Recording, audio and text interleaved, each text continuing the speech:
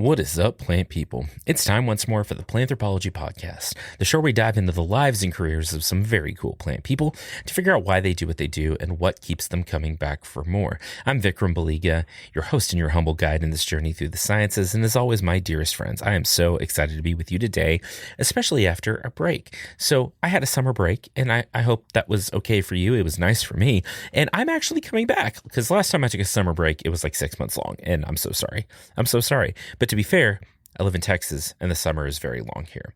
So my guests today for the first episode of the second half of season 6 of Planthropology are actually two guests, and they are Gary Cocke, the Senior Director of Sustainability at Baylor University, and Carole Fergusson, the Executive Director of Waco Beautiful. I've worked with both Carole and Gary on the Green Communities Conference, which is coming up in a couple of weeks, by the way, and you should come see us in Waco, and it is a product of Keep Waco Beautiful and Baylor and the city of Waco, and it's a wonderful collaboration because now Texas Tech gets to help as well as the University of Texas at Austin and a couple of different groups. So basically, this conference talks about how can you build a stronger green community, from recycling to better plantings to community aid and everything else. It's wonderful. But Gary and Carole are such an interesting pair of people who have done so much in the public space, whether that's in conservation and sustainability, in event planning and community organizing and doing cleanups and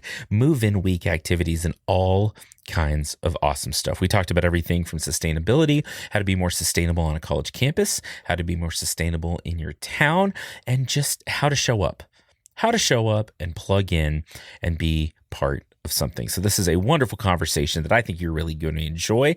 I know I enjoyed having the conversation, and I really enjoyed getting to listen to it again while I was editing as well. So grab your recycling bin and a nice hat and some sunscreen and get yourself ready for episode 122 of the Planthropology Podcast, Green Communities, Conservation, and Just Showing Up with Gary Cocke and Carole Fergusson.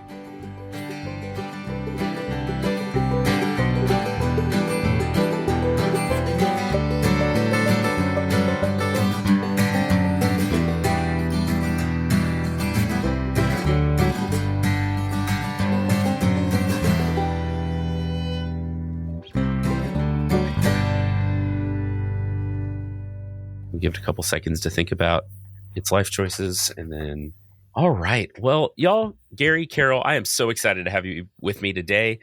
I think started talking about this like in, I don't know, March or April, and then somehow it's already August, which is very upsetting, but I'm really excited to have y'all on. So why don't you introduce yourselves a little bit, Gary, if you want to go first, and just tell us about you, where you're from, what you do, and all that fun stuff. Yeah, my name's Gary Cocke. I am the Senior Director for Sustainability at Baylor University. And so by education, I've studied biology as an undergrad and a grad. And then I did my graduate work with a concentration in ecology and conservation. Kind of just a guy that always liked being outside. And so my studies kind of followed that passion, but I didn't necessarily know that I was headed towards a career preserving nature. But kind of as I progressed with my education, I studied the way that mercury moves in the aquatic ecosystems. And so that opened a door for me to have my first job in sustainability with the city of Plano. And although I wasn't doing any hard science, I was doing water conservation. It lit the fire for sustainability for me, because there's no better crash course in effective conservation than doing water conservation during a drought. And so I learned how you can communicate and work with communities to steward a shared resource. I went and got my irrigation license, and I went and spoke to every HOA that would listen to me speak. And I wrote thousands of tickets for people that were watering irresponsibly.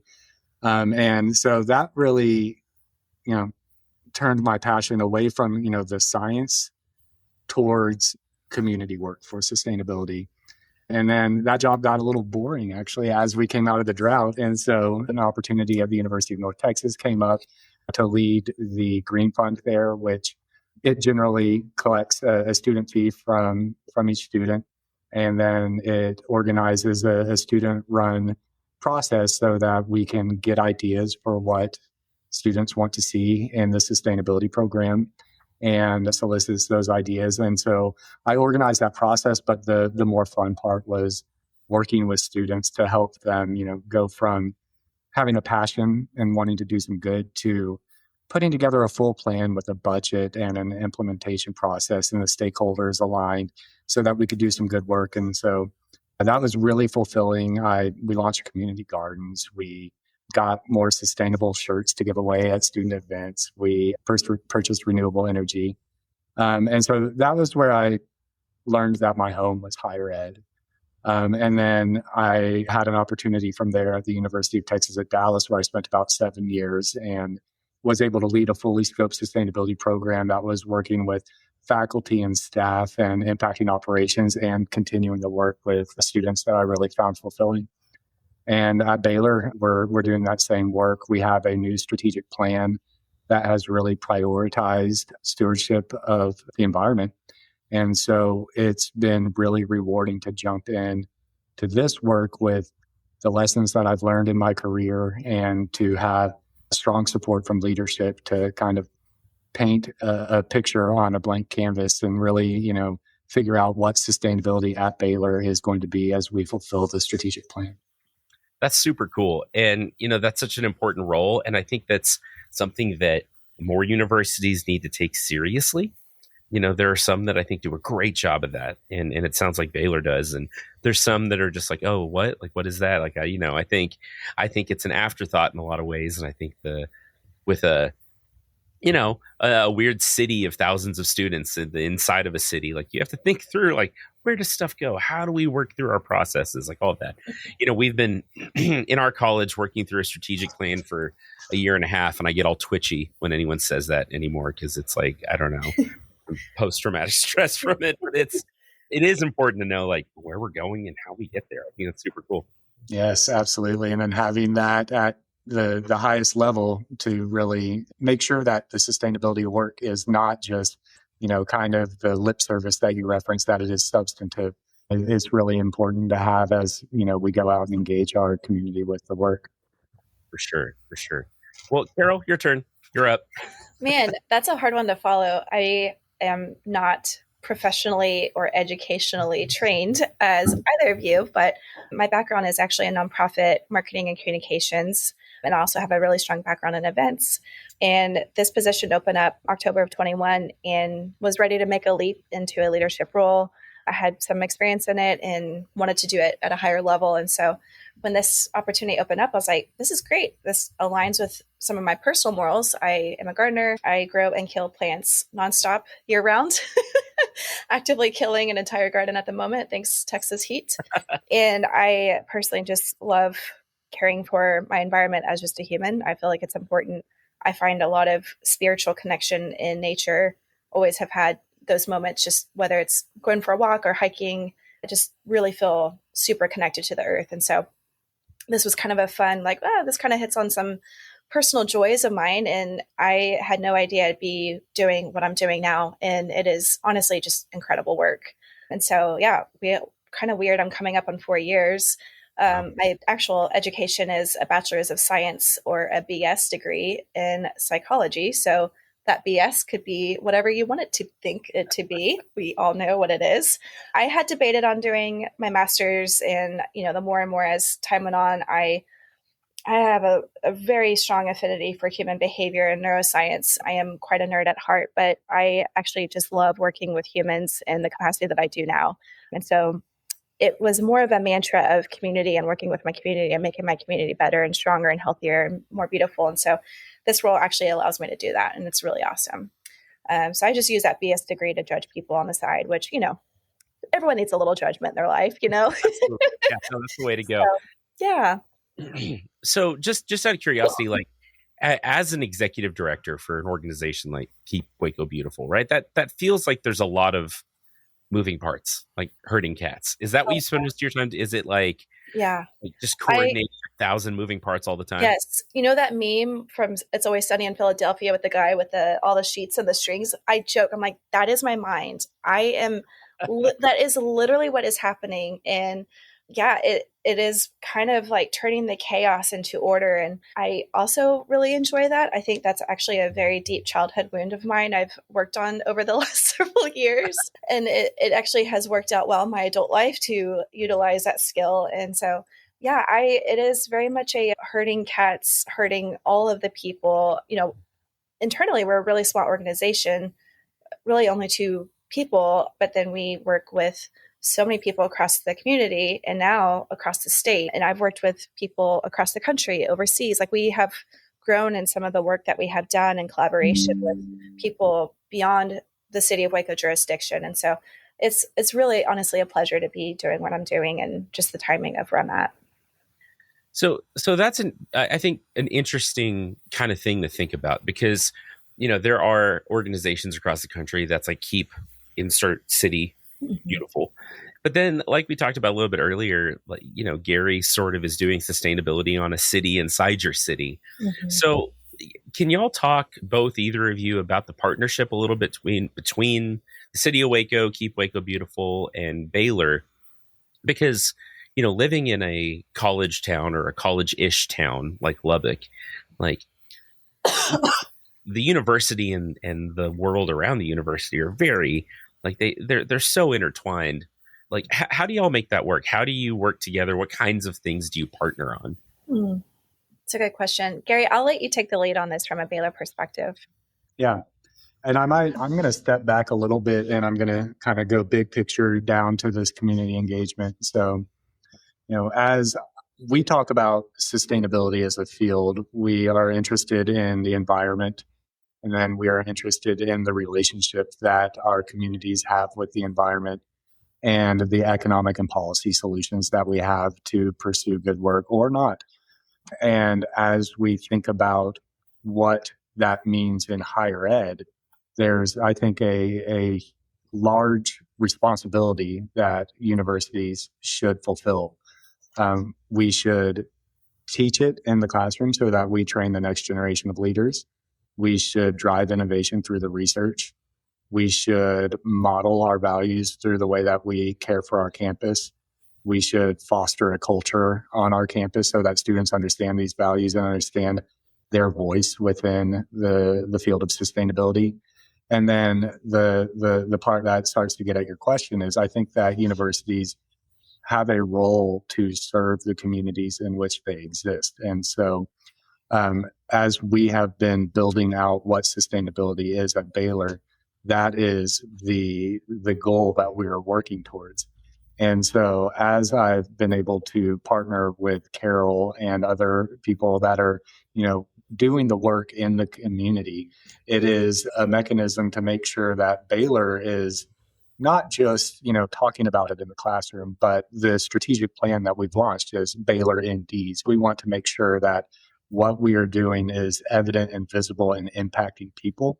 And through partnerships for the Green Communities Conference, litter cleanups, and various other ways that we're able to partner with kind of those that are on the front lines doing good work in the community, it is something that we hope we are providing value to Waco. And I know that it provides value so that students are able to have experiential learning, hands-on experiences to understand not just the theory of sustainability, but understand what it looks like when you go do the work.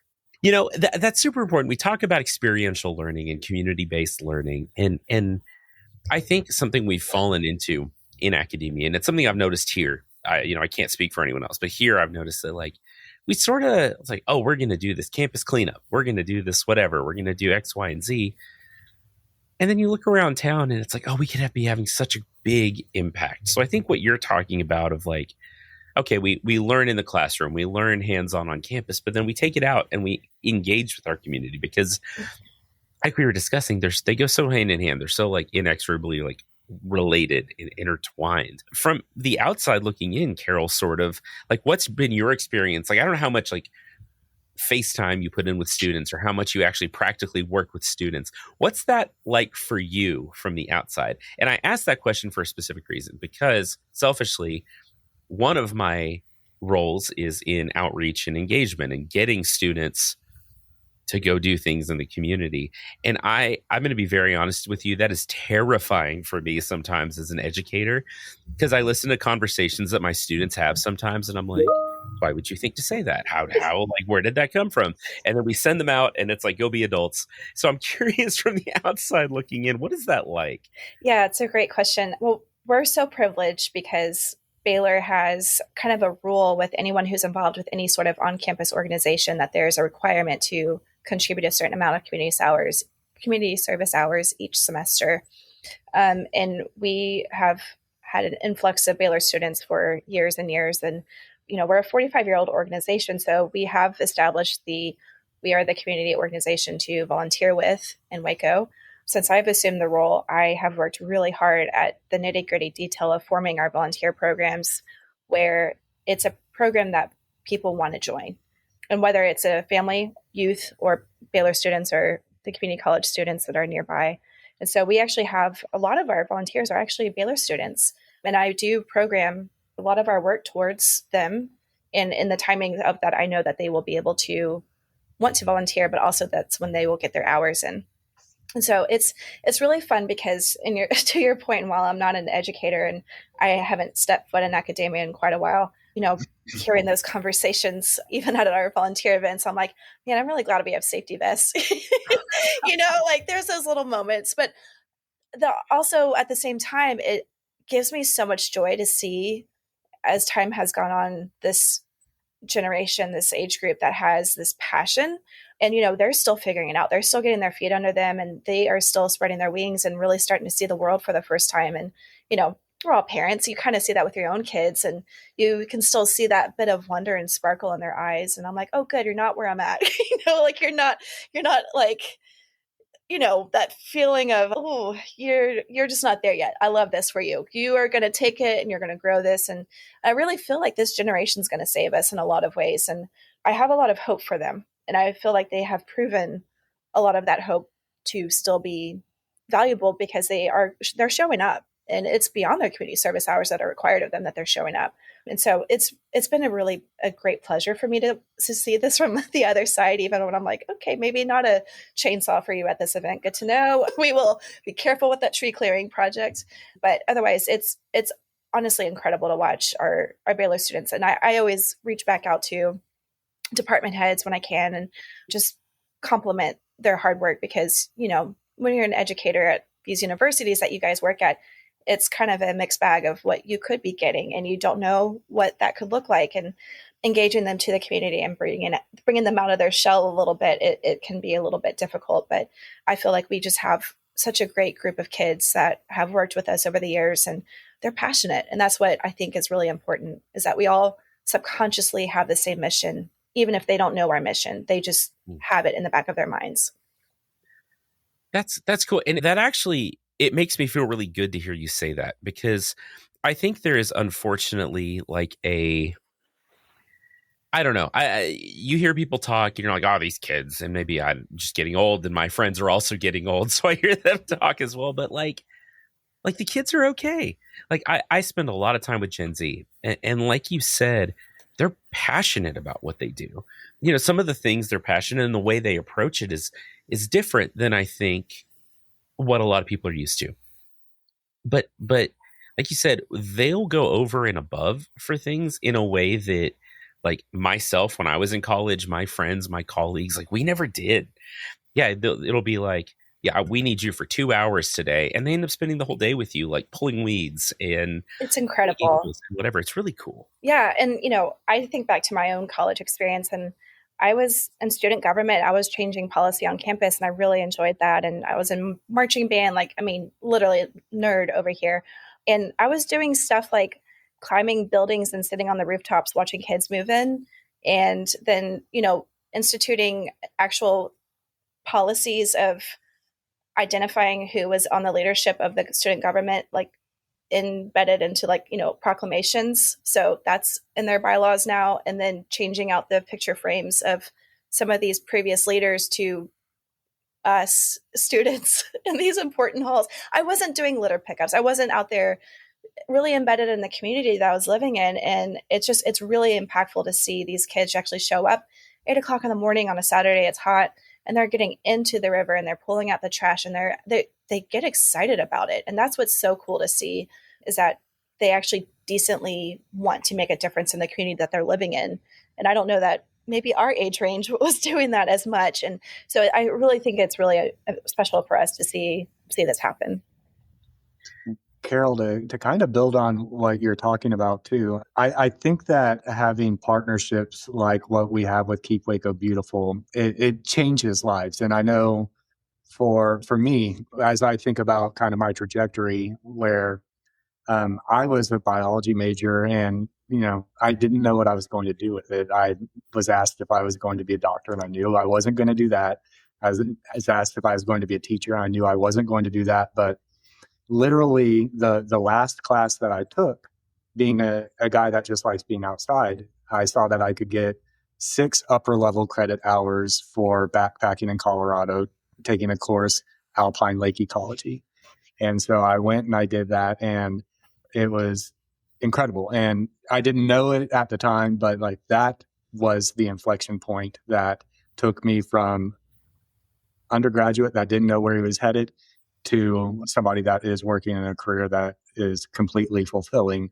I helped do some water quality testing in the mountains. I got along very well with the professor, was recruited to grad school because of that, and ultimately built my education such that, I found myself working in higher ed, and I now have a real passion for engaged learning because, like y'all are discussing, students want to do good and they are here for it. But the challenge with sustainability, I think, is that, sometimes you don't quite understand what you bring to the table or where you would fit in.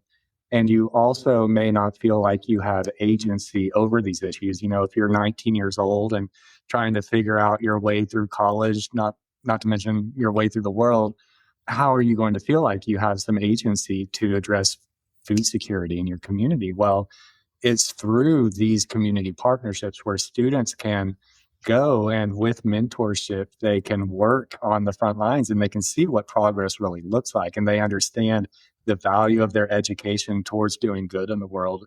And over time, that can really change the trajectory for students. And it's a real passion for mine. And that's why these types of partnerships are something that I value very highly in the work that I do. Yeah, it's amazing. And I think, Vikram, it's important to note that Gary has absolutely transformed Baylor's efforts in this realm. I mean, the guy wasn't even officially in the job yet, and we were putting him to work on last year's conference.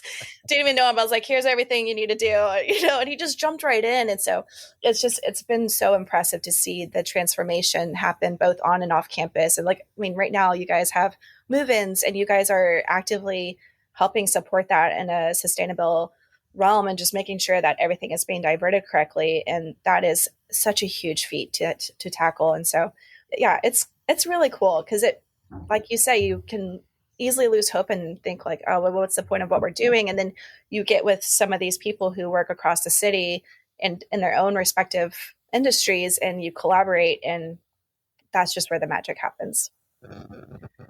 We've talked about like partnerships and some of the high level things that I think both organizations do, the Baylor Sustainability and Keep Waco Beautiful. But I'd like to get just a little more specific and talk about I know it's a lot of different things. I know it's not just one thing. And depending on what day it is, there could be 15 different things that you do. But could y'all just both tell us about like one kind of project you do, like a specific kind of project, like whether it is like a city cleanup that we do with that you do with Keep Waco Beautiful, or Gary, you were talking about being out helping with move-ins and recycling and things like that. Like, I would just like to hear, and I think it would be really interesting for folks to hear some of the like rubber meets the road kind of things about how we're impacting communities and what kinds of projects go into that.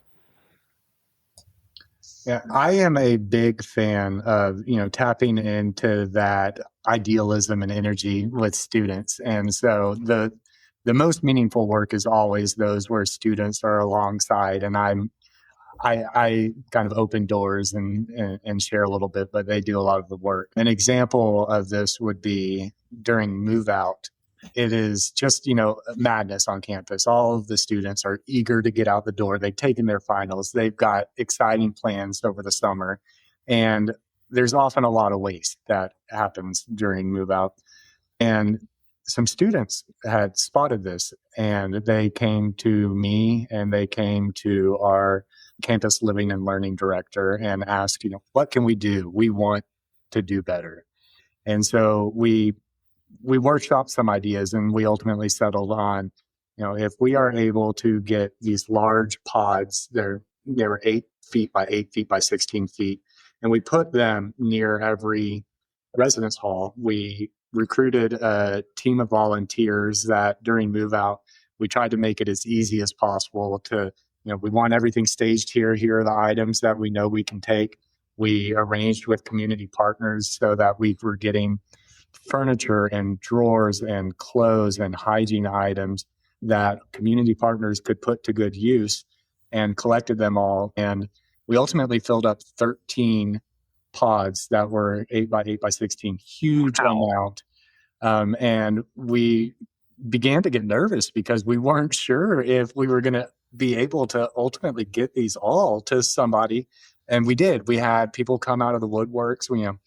Community partners that weren't originally on our radar heard what we were doing and raised their hand. And we got a lot of, furniture to teachers that needed in their classroom. An amazing story. And it was all because students saw an opportunity to do better, but they just needed a little help and have the door open for them. And to your point with, the hustle that this generation has, the students, I saw that they posted on LinkedIn that during the course of that move out week, he was talking about his step counter counted 80 miles of walking back and forth. So, sweat equity, like crazy. And now this is going to be an ongoing initiative. We branded it Barely Used because we're the Baylor Bears. And we have the kind of the infrastructure in place such that we'll have student leaders that are able to do this year over year with it, supported in a budget in the office. So those are really rewarding. And I like to think that as they leave campus and go into the world, they're going to take some valuable lessons with them as leaders. That is very cool. That's such a cool project. Yeah, that's awesome. Is that my turn? I'm like, yeah. So I think I'm kind of finding a fun way to tie into this a little bit on our end. What I think we're all finding here, it's like if you give people the tools necessary, they're going to do something. And so one of our big things is that I really wanted to make those sustainable actions accessible. We brought glass recycling to Waco in 2023, and that was with a major partnership. And before, you only had one place to drop off glass recycling. And now we have 4 locations that people can drop off at any point of any time of the day, especially if you have a lot of wine bottles like I do. Great way to hide you two at home, I guess.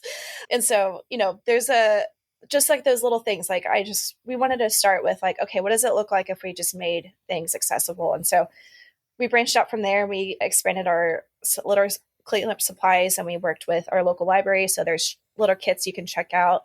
We have supply requests. So people, if they want to get a group together, but maybe it doesn't align with some of our existing events, they can do a supply request. And, the whole point is just to create that opportunity of like, we want to do something to being able to actually do it. And our whole mantra is that you make Waco beautiful just by showing up. That's all you have to do. The bar is so low. You just show up.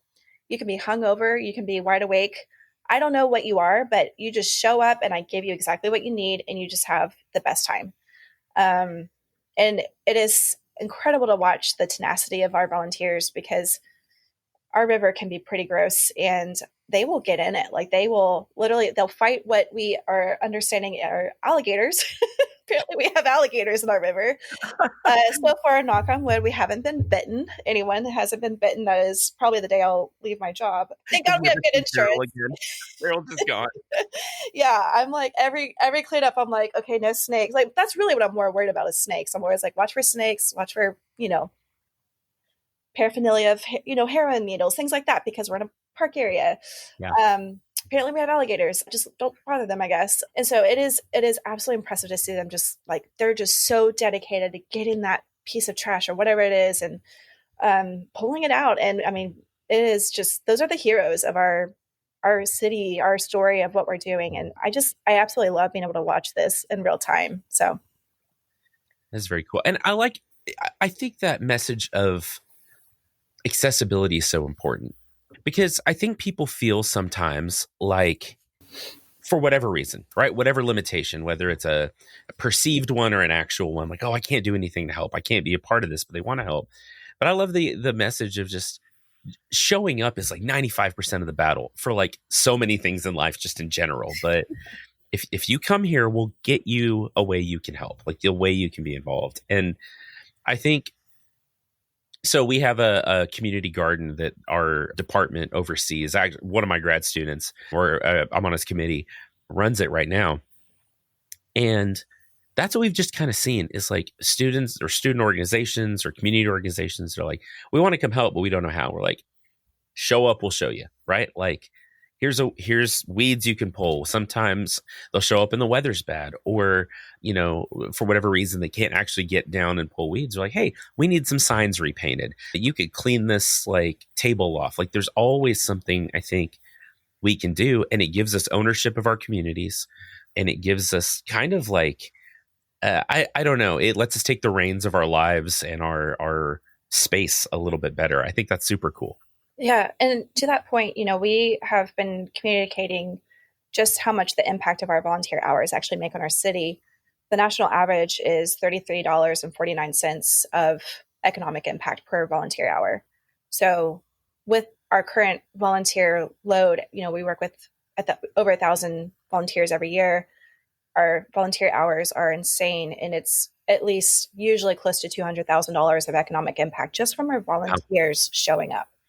And even our city leaders are telling me the way you've been able to communicate that impact, beyond the fact that obviously we're pulling out litter, we're planting trees, we're, you know, beautifying spaces, being able to tell that economic impact number is actually what's been transformative for them to hear.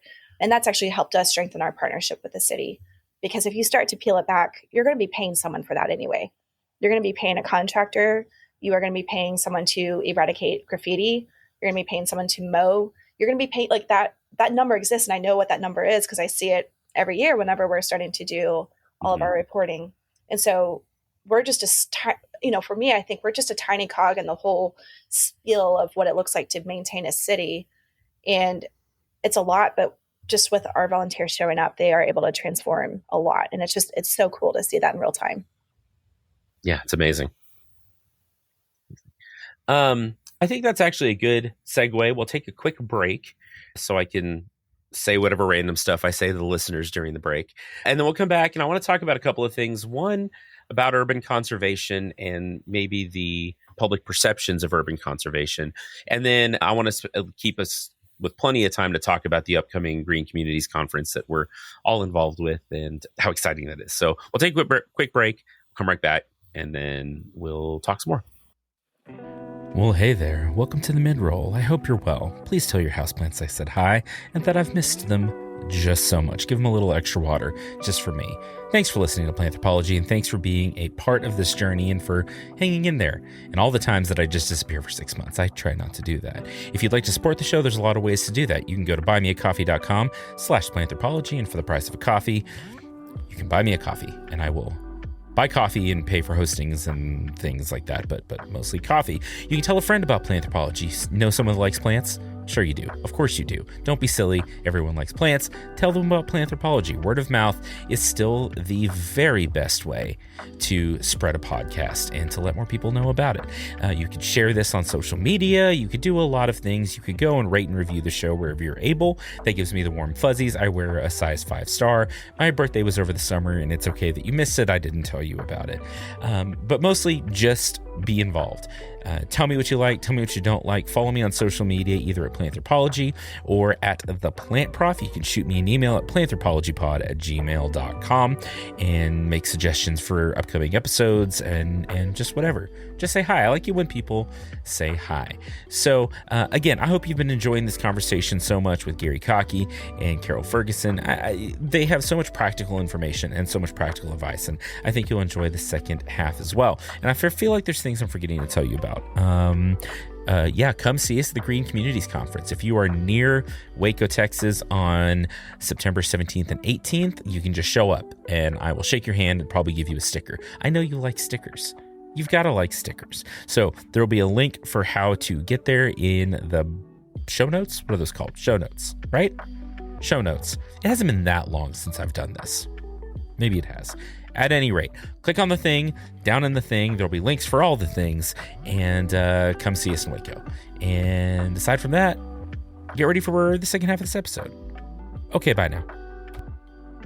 All right, we're back. I want to talk about, I think, something that is sort of close to my heart as an educator and as a community educator and someone who works in the sustainability, climate, conservation space.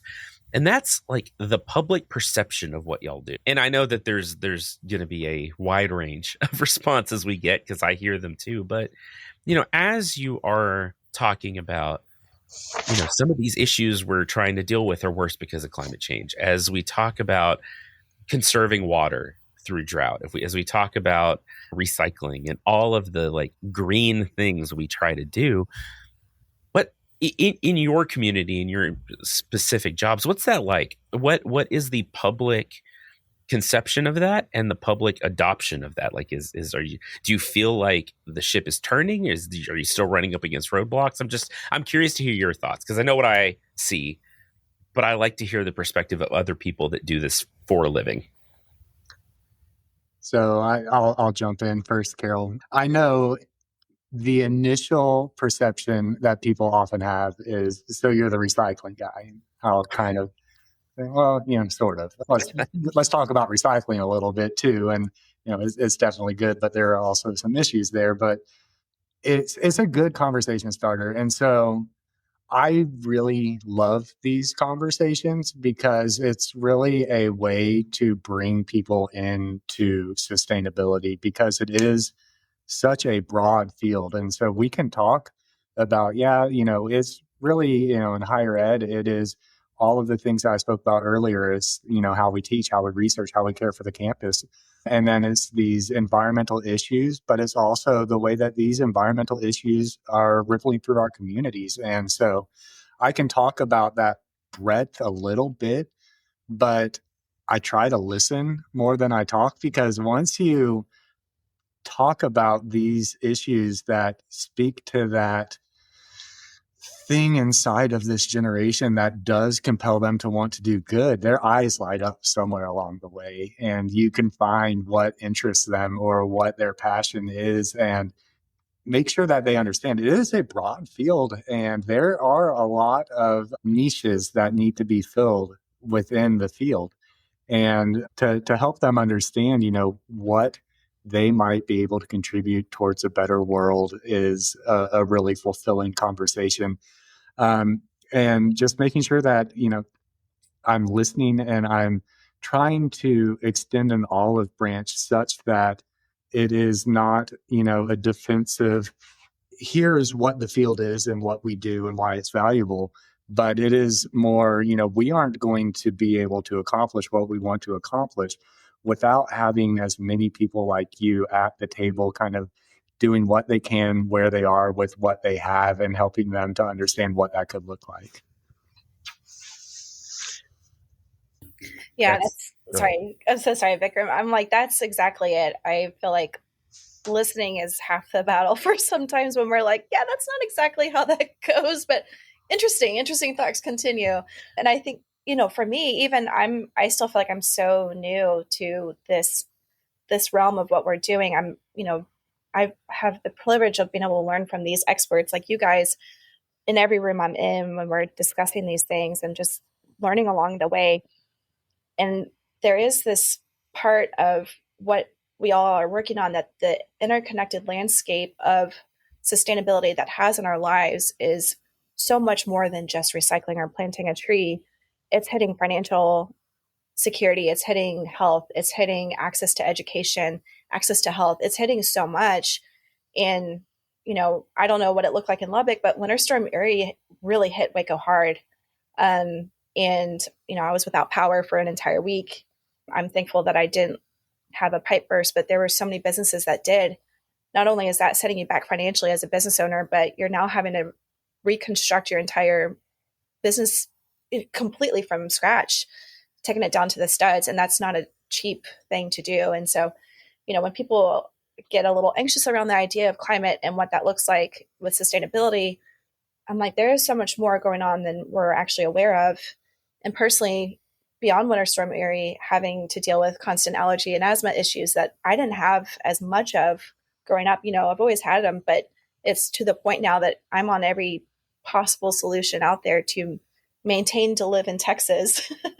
And I'm still having issues. And so that's hitting other people harder too. People who haven't had allergy issues are also having those issues. People without breathing problems are having breathing problems. Air quality is really hitting them hard. And so I think there is so much more going on that we are starting to kind of step back and be like, oh, wow, that's interesting. Why are we all of a sudden having this long heat spell or this long cold spell? Like, why is this different than what has been normal in the past? And so, yeah, I think as a community locally, we're open to these ideas and these discussions. And I think statewide, we're really starting to hit the nail on the head of actually trying to build resilient communities so we don't have to go through those storms per se in a difficult way. Carol, too, to kind of build on what you're saying with, the Winter Storm Uri and these, you can walk outside and you can feel, summers are hotter and longer than they were whenever we were kids. And so it's unfortunate that, it takes us having it being so visibly apparent to perhaps compel the change that we're working towards. But I do think that most fair-minded people can acknowledge that the climate is changing, and we can have discussions about, okay, so what do we do about that? And kind of to my previous point that if we can have those good faith conversations about, what should we be doing to take care of our neighbors as the climate is changing, if we can do our best to listen and honor the perspective of others and step back from our knee-jerk reaction to think that we have the only perspective when there are many different perspectives that we really do need to account for when we think about what we are going to do to respond as a society to a changing climate. These are big questions. And so at the root of it, I do think that if we can try to assume the best in the people that we're having these conversations with, understand that, they have a personal history that we should honor and that we should try to find that common ground. Because I do think that, like we've said with young generation, but I think all people, people want to be good. People are good at heart. And if you can assume the best and try to find that common ground so that, yeah, we all want a livable environment for our kids, and we all want to care for our neighbor. And so let's set aside some of those things that can divide us and work towards what I think, can agree towards as, something that is good and something that we should prioritize as communities. I love that. And I love the practical boots on the ground solutions to some of these things, because, this concept that all struggles are connected, right? And how at the heart of it, one of the big things about climate change is that it is going to become, and already is in a lot of ways, a human rights and a human survival kind of issue, right? So when we talk about food availability and community food systems and all of these things, they're all part of this big picture. And, I'm someone who I think sometimes, and I love hearing y'all talk, and it's really encouraging and inspiring to me, because I spend way too much time on the internet, right? I do a lot of online science communication, and I end up in these spaces where everything is so negative and everyone's fighting all the time and everyone's mad. And it's this is the worst and you're the worst if you think this and blah, blah, blah in every direction, right? it's so encouraging to see and hear the stories of, no, the community showed up and we cleaned up a neighborhood with not really an ulterior agenda that this is our community and we needed to clean up the neighborhood, right? Or hearing students that said, gosh, we're generating a lot of waste. Maybe we could help someone through all these, pieces of furniture and toiletries and whatever it else that is. And like, I think those are the stories that carry us so much farther and that need to be told more. I think that's really cool. Really, really cool stuff. And that actually leads us into this conference that's coming up because, this is my second year being involved and I was so excited to be asked to be involved. I have loved it, even though I'm probably not a great team member because I'm so all over the place all the time. The Green Communities Conference that's coming up, tell us about where that started, like what it is, what we're trying to do. But I think that it is in so many ways a cool educational attempt to address all that stuff we were just talking about, to give people practical ways to do it. But I want to hear more about where it started and kind of where we are now. Yeah, so this actually began in 2019. A woman named Michaela McCown, who Gary, actually, I believe her dad was your professor. Is that correct? There was some connection there. I can't remember. I knew her from a while back. If I knew her dad, then unfortunately I didn't realize it was her dad. Okay, I couldn't remember. There might have been some sort of connection there, but she is a professor at McLennan Community College, our local community college. And in 2019, she put on a full day sustainability type of summit style conference. And obviously, pandemic happened. Fast forward a little time. In 2022, a bunch of local community members who all come from different backgrounds, whether they have worked in water at the city, Baylor, or the zoo, for instance, a bunch of people came together and created the Waco Sustainability Network. And it was quite of an informal group of people that just shared a passion around what could we do. So similarly to these students who are like, we can do something. We know we can do something, but what is it? And some folks would just kept bringing up Michaela's work in 2019, and we're like, man, that would be just so great if we could just try to engage our local leaders, whether it's City of Waco leaders or educators or just people in the community working. Let's start there and try to engage them and build this baseline conversation around sustainability that we're all coming in at the same level and growing it from there. So that way we can all have the same level playing field of this. And, I'm sitting in the room and I'm still fairly new in my role, and I'm looking around. I'm like, all right, these are the pros in the industry on the content. They're not the pros in the industry on events. And I actually had some similar work in this at a previous job. I worked in an entrepreneurial startup type of industry and did a lot of like startup grind, startup week, if you are familiar with those types of things. And so I've already had put these events together, and I was like, well, this is easy. I already know what to do. This would be a great way for me to learn all the content of what's related to my field while flexing a skill I already have. And so, of course, I volunteered myself to help put this on together, not knowing I'd be doing it 4 years later still. And it has grown so much since that 2022 conference. And that was just an absolutely most incredible day. We met at the Baylor Research, Innovation, and Collaborative. We had a great group of people putting on the conference together, wonderful speakers. And honestly, after that, we all were just looking at each other like, we have to do this again. And so every year it's been roughly, nice mix of some of the same people, some new people. Obviously, Vikram, you've been involved in this year, and it's just really cool to see how it's grown from like, okay, let's start small. Let's focus on our own community. Okay, let's start a little bigger. Let's focus on the area. Let's focus on Central Texas. All right, now we're focusing on all of Texas. And so that has been part of not only the planning aspect, but also the audience aspect. And so we are 4 years strong. We have hovered around anywhere from 300 to 350 attendees each year. Most of our attendees actually come from academia, government positions, nonprofits, and we also have what we call the concerned citizen or resident, or just folks who are just interested in learning more, and then those who are also educators, but also people who are working in industries that maybe you don't think of relate to it. So like construction, there's a lot of overlap, and we're at this point that all of our jobs are actually relating to sustainability in some aspect. You might be an engineer, but your job actually has a lot of overlap with sustainability. You might be an educator. Your job has a lot of overlap with sustainability.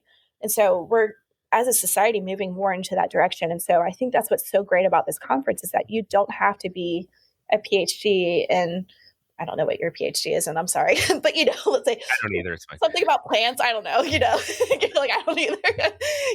You don't have to have a PhD to have this conversation. You could just be someone like me who has no prior experience, but maybe wants to learn more. I think that's what's so wonderful. And so, we do have those higher education components. We do have those, let's go ahead and get you your continuing education components. There's really a place for everyone at this conference. And it's just been really incredible seeing it be put together year after year. And I'm just the one like behind the scenes, just, putting all the little tiny structures together. I'm not even the one forming the, what I like to call the meat and potatoes, or in this instance, if we're sustainable, the eggplant and I don't know, noodles. Like what would feel like a vegan option. I'm just joking. We have so much breadth behind this, and it's just so cool. Again, just to sit back and watch you guys put together these incredible presenters who are coming with amazing backgrounds just to come share what they know and what they've studied, or how we can transform our cities to be more resilient and grow them for the benefit of everyone. It's very cool. I know it's been a blessing too, so as I joined Baylor about a year and a half ago, to be able to plug in with people like Carole that, are able to organize these amazing events and bring together the practitioners from across the community, and to have that resource for Baylor to, engage students on these topics has been incredible. To me, this conference exemplifies what should be happening and what I'd love to see happening in communities all over, where, when we talk about sustainability, we're often talking about global challenges like climate change and biodiversity loss and water quality and food security. But the reality is that although these are global issues, they manifest very differently from community to community. Climate change in Waco is going to look very different than climate change in Miami. And so we need to bring together people that what the issues are, what the resources are to address these issues locally, and to convene government, nonprofit, education, and industry so that we can, have clear-eyed conversations about what should we be doing to address these specific issues that are affecting our community. And the Green Communities Conference, I think, is an exemplar for what I think we should be doing more of. Very cool. And, for anyone that's interested in coming, if you're in, the Waco area, or if you care to travel to come see us, a couple of great days of stuff. Tours on the first day, some really interesting panels, and if you're interested in, I'm looking at the schedule right now, and there's a great panel on the first day about dealing with climate anxiety. If you're in this space and you're like, oh my God, what's happening? Like, there's some really interesting folks that are going to talk about, okay, how do we deal with that? How do we practically deal with that? You get to see all kinds of cool community stuff throughout Waco, waste streams, zoos. There's a kayak tour. That's so cool. Like, so many cool things. And then a great day of education on the second day. Lots of speakers, lots of tracks you can choose, lots to do. And I think it's going to be a lot of fun. I'm really looking forward to it. Yeah, it's going to be a great year, and I'm really excited. And I would like to point out that we do have, even if you aren't intending to come to the entire conference, if you want to just dabble, we do have a happy hour at Balcones Distilling, which is actually one of our partners, who they themselves have been working really hard at sustainable actions, and they'll have a little bit of a touch point to kind of share more about their sustainability at the distillery, which, fun fact, I actually worked there back in the day, helped open the front of house and some of the tours that they still offer. And most people don't know this, but whenever they do the mash, which is basically the oatmeal of creating the whiskey, they actually give that back to local farmers to feed their cattle. And so it is exactly that. It's just oatmeal. There's probably hardly any fermentation in there for them to get a little drunk off of. And if they do, then great, good for that cow. Good for them, yeah. So it's like those little things of just kind of hearing how our local businesses are actually making some sustainable actions themselves to help support other community partners. And again, economic development, economic impact. Yeah, that's very cool. And so this, for everyone listening, is Wednesday, September 17th and Thursday, September 18th. So if you'd like to join us, you said you can just walk up, right? There's like walk up attendance and yeah, stuff. we will have walk up registration, but if you want to learn more, keep wacobeautiful.org/green communities. Very cool. Awesome. Well, again, I'm really looking forward to it. As we record this, I still have to fill out all my travel stuff, so I don't get that too much by our front office. I think Carole and I messaged about this like last week, and then I didn't do it. I stay in trouble. It's okay. It's okay. They still have you there, so that's a good sign. Yeah, that's true. That's true. I'm not in enough trouble yet. So as we wrap up, a couple of maybe big questions, maybe not so difficult questions to answer, but there's so much uncertainty when we talk about the future of sustainability, of conservation, of all the things we do. Where do you see us going? Like in your specific, I know it's hard to talk at a global scale because it's hard to know. There's so many moving pieces, but in what you do, where do you see us headed in the next few years in terms of conservation and sustainability? I continue to be optimistic. I think that sustainability it needs to speak more to the human component. I was drawn to the field because of my passion for the environment, but what I've learned through my community-based work is that it's about people at the end of the day. It's about the harm that communities suffer whenever the environment is harmed. It's about the fact that vulnerable communities will bear the brunt of that suffering.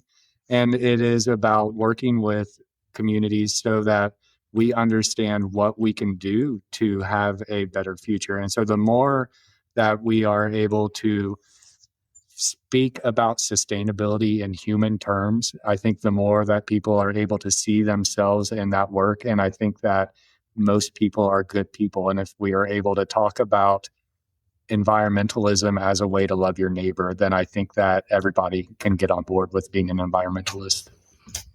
Very cool. Yeah. And I completely agree with Gary. And, on top of that, even before I got into this, it sounds like I was an alcoholic in my past career, but I also worked at a wine shop. Worked for a wine importer. I was in the booze industry for quite a while, so it makes sense I'm a nonprofit now, I guess. But I worked for a wine importer, and I remember, he sourced a lot of his wines were actually biodynamically grown. They were sustainably grown. They're all natural. There's no any sort of intervention when it comes to growing the wine, fermenting the wine, making the wine, bottling the wine. And so it's kind of this really cool concept. And it's grown, if you're in the food and beverage industry, it's grown a lot, especially in Texas. Houston and Austin, especially. Dallas is a little bit more too now. But, this was back in, I want to say 2015, 2016. We had a vintage from France in the Loire Valley that their summer, it was really rainy. And then they got pegged by a lot of hail just randomly throughout. And so it killed a lot of the vines. And then they weren't able to produce as many bottles of wine. And when you start to peel back, again, looking at this from a bigger picture, you're like, oh, wow, this is obviously hitting the human aspect like Gary's touching on, but it's also hitting on the business aspect. And I think as we continue to go forward, we're really going to have no option other than to face it head on that this is impacting us at a global scale, not just in Texas, but it's making us see it as a economic issue. Again, it doesn't not touch anything. It touches everything. And so there's going to be no other option but to realize, oh, wow, this is so much more than we're having our vulnerable community suffer the most. It is also hitting us from an economic impact perspective. And so it's interesting to see this, as this was years ago before I really started to understand this as a, professional in my space now, just someone who happened to work in the industry and really seeing how much that actually made a big difference with these business owners, not only the importer here in the United States, but also the growers in those regions. Yeah, that's really interesting. That's really, I think, when it starts hitting people's pocketbooks more, like, and the bottom line. So, that's, and from insurance companies to everything else, like we're starting to see more and more of that. But yeah, that's really, I think both of those are great messages. I love the message that people are basically good. And I think it's super easy to villainize people we're trying our best. We're all doing this for the first time, right? Nobody really knows what they're doing. All just making it up as we go. And so I think extending grace, but holding your convictions at the same time is really important. I think that's super cool. So the last question I ask all of my guests is, if you could leave, if the people listening to this hour-long episode take one thing with them, that could be about being a better member of your community. It could be your favorite way to make green tea if your allergies are trying to kill you. Whatever it is, what would you like to leave people with? Oh man. Well, I think we've come to agreement. People are generally good, so we can assume the best. Maybe stay out of the comment sections so that you don't undercut that. And then I guess the message that I would say is, get involved. Don't be intimidated. Don't think that you don't have a voice. Don't think that you don't have something to offer. You can show up at Carol's doorstep at Keep Waco Beautiful, and she'll hand you a litter cleanup kit, and you can go make a difference in your community. It's not going to be, one brilliant solution that will solve all of our challenges for sustainability. It's a bunch of people that do what they can where they are with what they have. Yeah. And to that point, I have kind of personally done some of my own aspects, really started to grow into composting, really starting to almost do my own personal waste audit to see, okay, does this even make a difference? And knowing how much I can fill up my trash can, because unfortunately, I'm quite waste producing despite, don't worry, they're just coffees. I'm only double fisting coffees at this moment of the day. It's only 12. I have been kind of assessing okay, obviously I have a tendency to do this, but I also don't keep paper plates in my house. It is annoying to have to wash every dish, but I also just find that it's important to do it that way.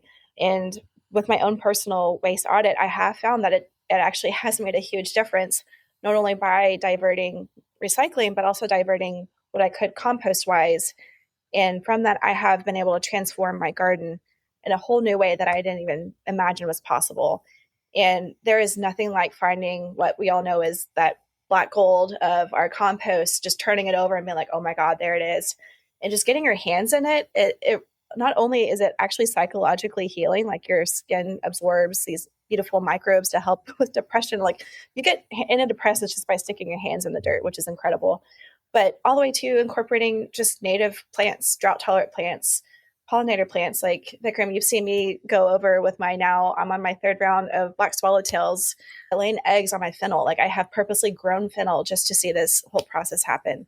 And these are just my little pockets of joy. And I think, as you all have probably highlighted, we can get lost in the negativity in the comment section, but we also can find pockets of joy with these little actions. And it doesn't take much to change little behaviors and little habits. And it actually is pretty transformative. It's awesome.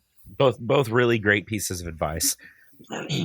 Well, y'all, thank you so much for your time. I really appreciate your knowledge and your wisdom and your experience. I just, again, that was very encouraging for me as someone who really values the on the ground sort of aspect of this conservation work that we do. So thank you for what you do. Thank you for being a part of it and for coming on and being part of the show. Where can we find you, and where can we find more info about the Green Communities Conference?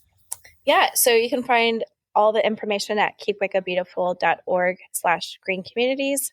And you can find me, hopefully not always at my office, hopefully outside and, enjoying nature. So, yeah. Good. Gary, do you want to be found on the internet, or would you prefer people? Oh, is that what you meant? Sorry. Gary, do you want? No, I was trying to send people to sleep. Whatever. No, I actually mean it. I don't do the social media. I if you want to find me, come say hello. I'm on Baylor's campus. Okay. Well, y'all, thanks again. It was a lot of fun, and I guess I'll see you in a couple of weeks at the Green Communities Conference. Thank you, Vikram. It's been a joy. Thank you so much. Y'all, I so much love the concept of just doing what you can with what you have, whether that is planting plants for black swallowtails or making sure you compost all of your coffee cups. I'm sitting at my desk in my office and looking at 3 paper coffee cups that I can definitely compost. Whatever it is, do what you can. Find people in your community to plug in with. and find ways to help. We are all part of the solution, and I think we all want what's best for our families, for our communities, and for each other. So thanks again so much to Gary and Carole for being a part of Planthropology and for just doing what they do and fighting the good fight in their own communities. Thanks to you for listening.